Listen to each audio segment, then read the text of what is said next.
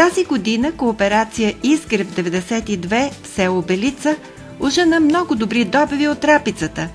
Иван Нетков специално отбелязва клиерфилдската рапица на Пионер, която е била по-лесна за прибиране, с по-малко загуби и с висок добив.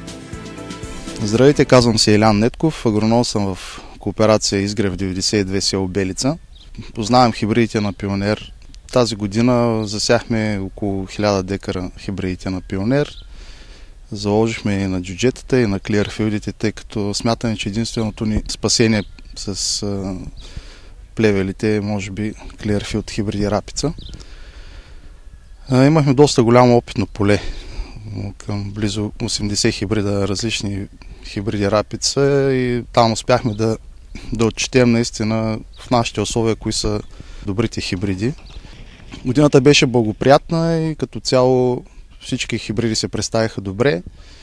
Основно впечатление, или как да го нарека, може би разбрахме, че технологията на рапицата трябва да промени малко относно самото прибиране на заложения добив, тъй като при едни такива добри условия, валежи и от наша страна, когато сме отговорили с добро хранене и изведени мероприятия, рапицата наистина има изключителни способности и прави страхотно растение, страхотен хабитус.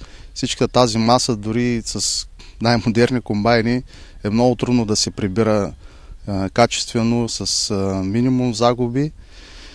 И предимството на част от портфолиото на Пионер, така наречените джуджета рапица, е това, че прибирането става много по-лесно, тъй като масата е много по-малко, успява да се прибере и без да натоварва до такава степен комбайните. Основно впечатление направи хибрида D03 от Clearfield рапиците. Сме може би първите, които ги изпробваха дори на малки парцелки, PX100, PX200. Тяхните предимства, казахме, са основно справянето с плевелите, но като цяло те не отстъпват по добив на конвенционалните рапици. Резултати гордо мога да съобщя, че имаме над 450 кг добиви, като на част от опитите прибрахме дори над 500 кг от парцелка.